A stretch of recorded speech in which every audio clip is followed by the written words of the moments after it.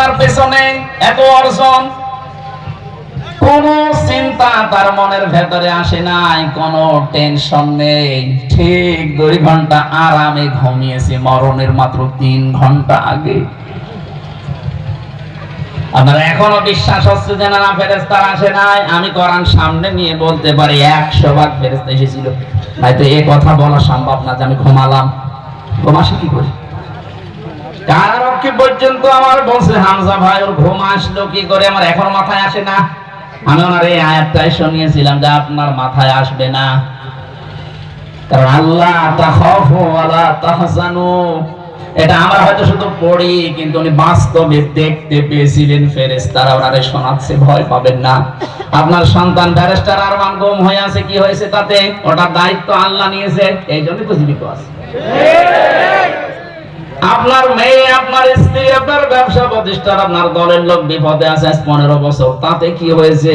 কোনো চিন্তা করবেন না, ওগুলো সব আল্লাহ নিজে দায়িত্ব নিয়েছে। আমার মনে হয় আবশিরু যেটা আছে, আল্লাহ সুসংবাদ দিচ্ছিলেন বিল জান্নাহ, ওই যে জান্নাত দেখো, উনি মনে হয় দেখতে পেয়েছিলেন, এই জন্য হাসি মুখে মনে হয় শ্বশুর বাড়ি যাচ্ছে। আমি ছেলে থাকতে বহু মানুষকে ফাঁসি দেওয়া দেখেছি। একজনকে নিয়ে যাওয়ার সময় দেখলাম তাকবীর দিচ্ছে, লিল্লাহি তাকবীর, একা একাই বলছে আল্লাহু আকবার, অথচ আর মাত্র 5-7 মিনিট পরে তার দুনিয়া থেকে বিদায় দেওয়া হবে। রাসূলুল্লাহকে গালি দেওয়ার কারণে এই লোকটা হত্যা করেছিল, এই কারণে তারে ধরেছে সাতেমে রাসূল। এই লোকটাকে দেখেছিলাম হাসি খুশি মনে, পায়জামা পরে, নতুন জামা ছিল একটা, ওইটা পরে যাচ্ছে আর তাকবীর দিয়ে সবাইকে জানাচ্ছে যে আমি বিদায় নিলাম। মনে আছে জান্নাত দেখে দেখে দৌড়াচ্ছে। এতটুকু আল্লাহ শেষ করলেন না, আল্লাহ বলেন ফেরেশতারা তার সামনে জান্নাতটা তুলে ধরে আর বলে এই দেখো, এর ওয়াদায় আল্লাহ তোমাদের সাথে করেছেন। এই জন্য যারা ওই পর্যায়ে পৌঁছিয়ে যায়, পৃথিবী তাদের কাছে তুচ্ছ মনে হয়। ডাক্তার শফিকুর রহমানের মতো মানুষ এদেশে আর নেই। এত ব্যস্ত মানুষ লোকটা, এরপরও ফেনীর এই বন্যা দুর্গত এলাকার মানুষদের দেখার জন্য আজকে সকাল 8টায় হাজির হয়ে গেছে। যাওয়ার সময় ঘোষণা দিয়েছে বাংলাদেশের মানুষেরা, আমার ভাই বোন অসুস্থ, বৃষ্টির কবলে, বন্যার কবলে হাবুডুবু খাচ্ছে, আমি চললাম, যার যা আছে তা নিয়ে আপনারাও আসেন। কই এদেশে মানুষ আর নেই? তার নামের আগে পরে যে মানবতার ফেরিওয়ালা এই শব্দটা লাগিয়েছে, কি ইয়ার কি করার জন্য লাগিয়েছে? এই জন্য বলছি ওনার অ্যাক্টিভিটিস, ওনার যে ইখলাস আমি কাছ থেকে দেখেছি। চলতে দেন এভাবে, অরাইতান নাসা ইয়াদখুলুনা ফি দীনিল্লাহি আফওয়াজা, এটা দেখতে পাবেন।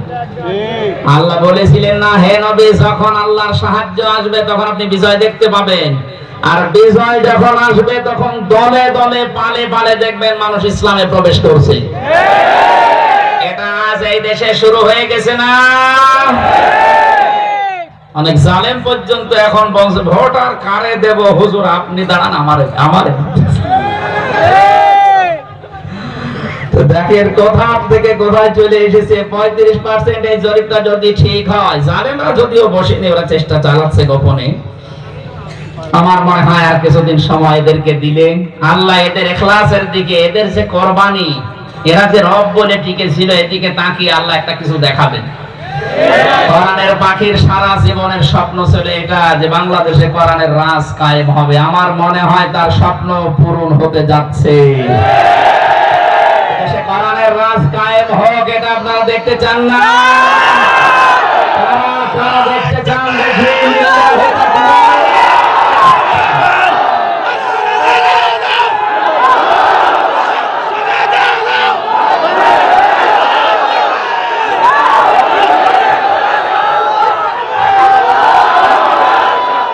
আলহামদুলিল্লাহ।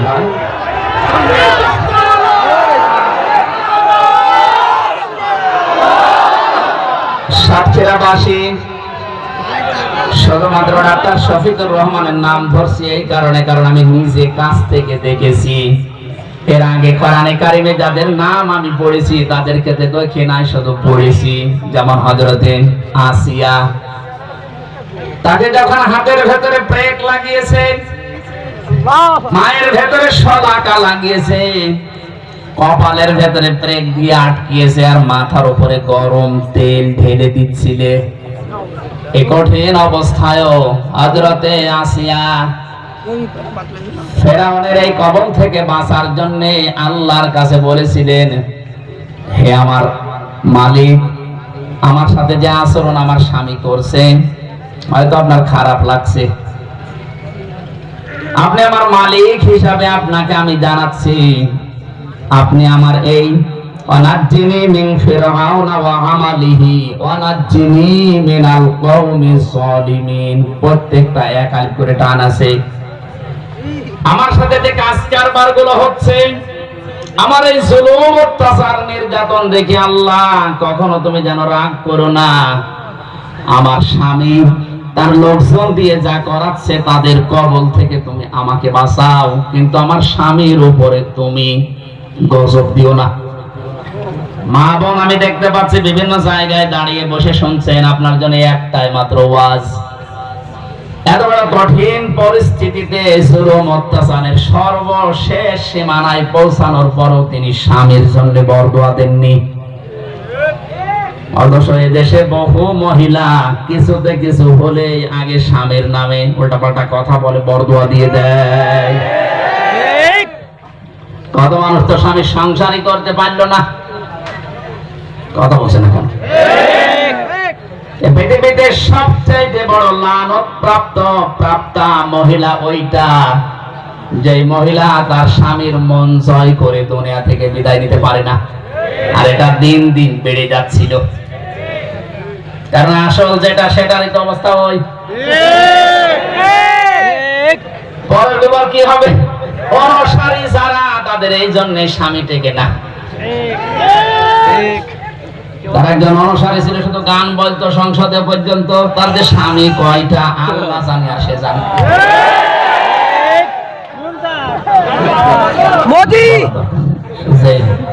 গান শুধু বলে, আর গানকে বলে না। যারাই গান বলে দেখেন তাদেরই স্বামী টেকে না।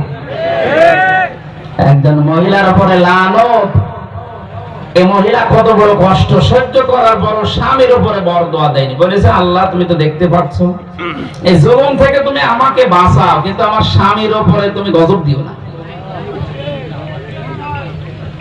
ওনাকে যেহেতু আমি দেখি নাই, শুধু শুনেছি, কোরআনে পড়েছি, এই জন্য ওনার নামে বেশি বললাম না, কিন্তু যাকে দেখেছিলাম তার নামটা বারবার চলে আসতেছে।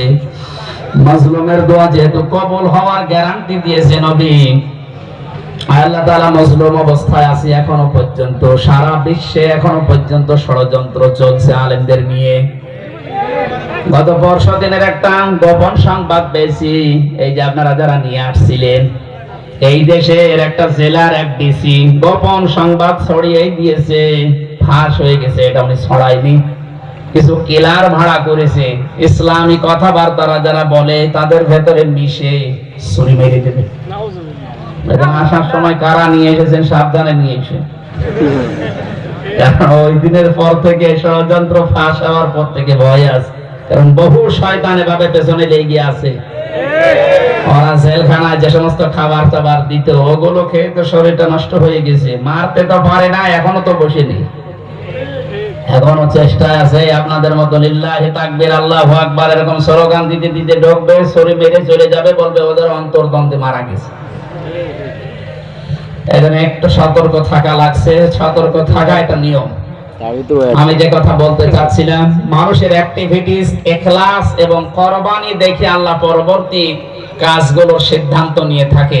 আমার মনে হচ্ছে সূরা নাসরের এই আয়াতটা আমাদের চর্মচোখে আল্লাহ দেখাবে। দলে দলে যেভাবে ইসলামে প্রবেশ শুরু হয়ে গেছে, 51 ভাগ যদি আল্লাহ করে দেয়, চর্মচোখে অন্তত দেখতে পারবো যে এই দেশটা কোরআন দিয়ে চলছে। কি যে শান্তি, আপনি বুঝে বলে বোঝানো যাবে না। আর জামাতে ইসলামী বাংলাদেশ এবং ইসলামী ছাত্র শিবিরকে, নারীদেরকে কানে কানে যে সমস্ত নাস্তিক আর মুরতাদ রাম আর বাম গুলো শোনাচ্ছে, জুজুর ভয় দেখাচ্ছে যে এরা গেলে কিন্তু তোমাদের অধিকার খর্ব হবে, ডাক্তার শফিকুর রহমান অলরেডি ঘোষণা দিয়ে দিয়েছেন, আমরা যদি আল্লাহর রহমতে কোনোদিন যেতে পারি, সবচাইতে বড় নিরাপত্তা এবং আনন্দে থাকবে নারীরা। এখানে জোজোর ভয় দেখিয়ে আপনাদের সমস্ত মুনাফিকি, এই ধোঁকাবাজি প্রতারণা আজ নারীরাও বুঝে ফেলেছে। আজ হাজারো মহিলা শুধুমাত্র এই অ্যাক্টিভিটিস, এই ইখলাস, এই কোরবানি দেখে ওরা নিজেরাই দিনের দিকে চলে আসতেছে। 35 থেকে আল্লাহ যেন 51 ভাগ কিছুদিনের ভেতরে আমাদেরকে দেখান। মমতাহিনা শব্দের শাব্দিক অর্থ বলেছিলাম পরীক্ষিতা নারী। আমরা কিছু পরীক্ষিতা নারী চাই। সম্মানিতা মা বোনেরা, পরীক্ষা দেওয়ার সময় যখন এখন চলছে, পড়াশোনার মাধ্যমে নিজেকে গঠন করে পরীক্ষিতা নারীর মর্যাদা আপনিও যেন অর্জন করেন। এই সমস্ত নারীরা যখন রাসূলের কাছে আসতেন বায়াত নেওয়ার জন্য, বায়াত না নিয়ে কেউ যদি সাধারণ ভাবে মারা যায় তাহলে তার মৃত্যু হবে জাহিলিয়াতের মৃত্যু, মুনাফিক হয়ে মরা লাগবে। যেহেতু আল্লাহ এখন সরাসরি তো আসা আমাদের কাছে সম্ভব না, এটা নিয়মও না, এটা নিয়ম। রাসূলুল্লাহ এখন জীবিত হয়ে আমাদের কাছে আসবে না। ওলিল আমর যারা আছে, আল্লাহ রাসূলকে যারা মেনে চলছে, এই মানুষগুলোর কাছে বায়াত নিয়ে দিন যেন জমিনে কায়েম করে দেখানো যায়, সেই চেষ্টা করা ফরজ। কায়েম করে দেখাতেই হবে, এটা ফরজ না। কারণ দিন কায়েম হবে না এ কথা হামজা জানে? কে জানে বলেন তো? আমরা তো দিনের খাদেম, কামলা। কি আমরা কামলা, খাদেম, লেবার, জন, মনি